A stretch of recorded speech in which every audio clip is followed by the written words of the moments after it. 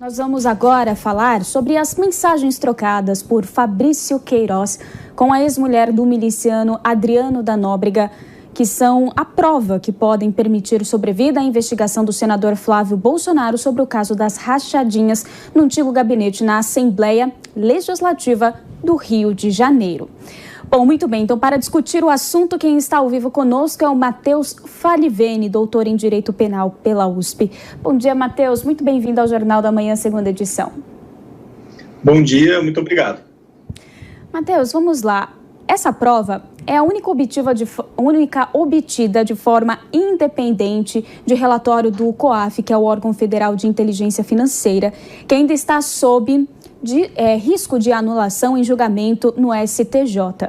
Uma investigação sobre Queiroz pode ser reaberta? Pode. Essas provas elas são suficientes para reabrir uma investigação, para iniciar uma nova investigação, mesmo com a anulação da quebra de sigilo financeiro. Porém, é lógico, essa prova ainda é uma prova muito fraca.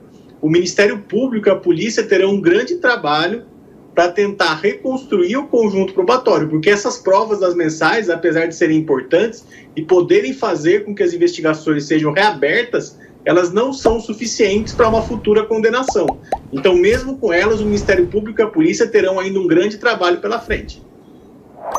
Muito bem, doutor. E o filho mais velho do presidente Bolsonaro é acusado de liderar um esquema de rachadinha em seu antigo gabinete na Alerj, como nós falamos aqui há pouco. O senhor pode relembrar um pouquinho dessa história para a gente e os indícios que nós temos até aqui?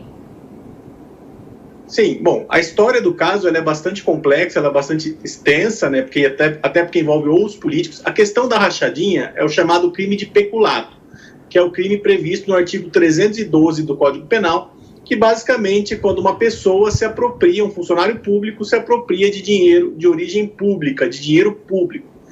E a rachadinha seria isso, né? Seria o quê? A pessoa, o deputado ou o parlamentar, ele recebe uma parte do dinheiro que seria destinado ao salário de funcionários, muitas vezes funcionários fantasmas. E o que está se investigando é isso. É lógico, a partir do momento que iniciou essa investigação, a defesa ela passou a tentar lutar para garantir os direitos e garantias dos acusados, inclusive com relação à quebra de sigilo financeiro, que foi muito importante. A prova mais relevante que havia nesse processo e que foi anulada pelo STJ essa semana era a quebra de sigilo financeiro, que basicamente demonstrava que haviam ali os pagamentos, havia uma movimentação financeira atípica. Porém, o STJ acabou anulando essa prova porque a decisão do juiz que primeiro decretou a quebra de sigilo não teria sido fundamentada. Por quê? O juiz teria utilizado aquilo que a gente chama em direito de motivação per relationem, que é o quê? Que é quando o juiz não apresenta a fundamentação própria dele, mas utiliza a fundamentação do Ministério Público. Ele remete ao que o Ministério Público falou, e isso é proibido.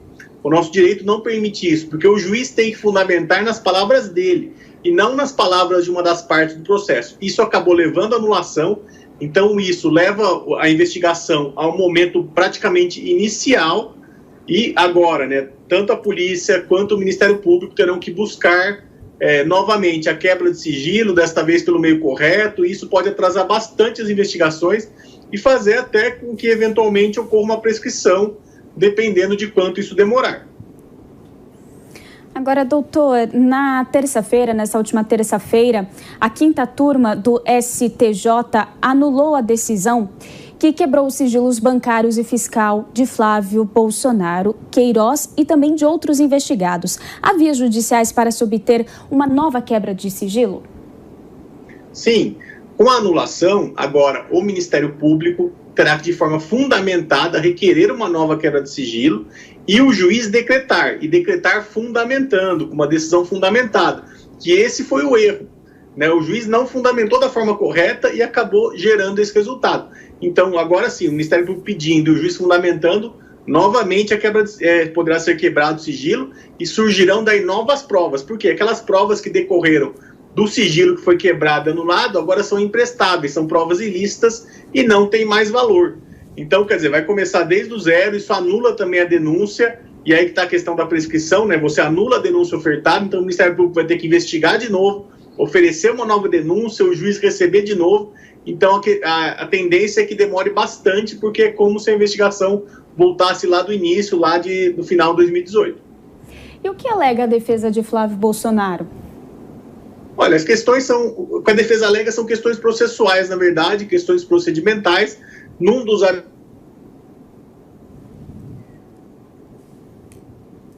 Bom, nós tivemos um probleminha técnico aqui com o nosso entrevistado, nós vamos retomar essa conexão e a gente volta daqui a pouquinho.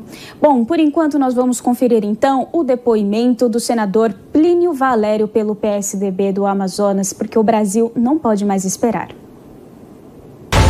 O Brasil não pode mais esperar. O país precisa de reformas urgentes, nós sabemos disso, e a reforma tributária administrativa são reformas imprescindíveis. No entanto, é matéria difícil de ser aprovada e chegar a um consenso, porque envolve interesses regionais. A administrativa é muito mais que isso, né? O setor público há um lobby muito forte mesmo para que a reforma administrativa não seja votada. Eu quero que ela seja votada, eu torço para que seja logo, embora ache difícil. Se não for aprovada e se não vier para a gente aprovar, qual é a consequência disso? A máquina governamental vai continuar pesadíssima, lenta e gasto e onerosa, muito gasto numa máquina que você pode enxugar. A reforma administrativa veio para enxugar isso, por isso que eu acho difícil. E a reforma tributária mexe com tudo e iria destravar o gargalo que vai permitir o país a andar melhor, porque vai tratar da reforma fiscal. Mas igualmente difícil, porque trata de interesses regionais. Cada parlamentar tem os interesses regionais para encaixar na reforma tributária. São imprescindíveis, tem que vir para que nós possamos votar. No entanto, eu acho difícil votar logo. O Brasil não pode mais esperar. Muito bem, nós estávamos conversando há pouco aqui com o doutor em Direito Penal, Matheus Falivene, sobre as mensagens entre Queiroz e a ex-mulher de miliciano que dão sobrevida à apuração do senador Flávio Bolsonaro. Muito bem, nós estamos aqui de volta. Doutor, o senhor me ouve bem? Tudo certo? Sim, estou ouvindo. Doutor, vamos dar continuidade? Eu tinha te perguntado o que a defesa de Flávio Bolsonaro alega. Isso. O que a defesa alega são questões procedimentais, questões relativas ao processo, erros cometidos no processo. Nesse primeiro habeas corpus, ela alegava a nulidade da decisão que motivou essa quebra de sigilo por conta da falta de fundamentação, porque o magistrado não havia fundamentado corretamente e o STJ entendeu que a defesa estava correta. Mas, além desse habeas corpus, eles têm outros correndo também, outros tramitando no Superior Tribunal de Justiça que tentam debater outras questões, como, por exemplo, a prerrogativa de função, né, se esse caso dele deveria ser inteiramente enviado ao STF, né, inclusive por ele ser agora senador e não mais deputado estadual. Você tem outras questões de nulidade sendo debatidas relativas à denúncia, relativa a outras quebras, inclusive de sigilo telefônico, telemático, etc. Então, a defesa está tentando discutir questões procedimentais, né, erros cometidos pela polícia, pelo Ministério Público e pelo magistrado durante as investigações. E já conseguiu uma primeira vitória, que foi essa anulação em razão desse erro na decisão do magistrado. Doutor, agora como que esse caso poderia impactar o presidente Jair Bolsonaro? Agora faltando 2 anos, né, para a reeleição de 2022, o senhor acha que tem margem para alguma complicação para o presidente, caso este caso, né, processual vá à frente? Olha, risco sempre existe. A questão aí é que no Brasil, em regra, as investigações são bastante lentas. Então, 2 anos é um período bastante curto para que se conclua uma investigação e ainda mais curto para que se conclua um processo. Então, com essa anulação, dificilmente em 2 anos nós vamos ver algum resultado concreto nesse caso. Então, muito provavelmente a influência será muito pequena ou, a meu ver, praticamente nula, porque é um tempo muito curto para se investigar, se denunciar e eventualmente se condenar. Praticamente impossível.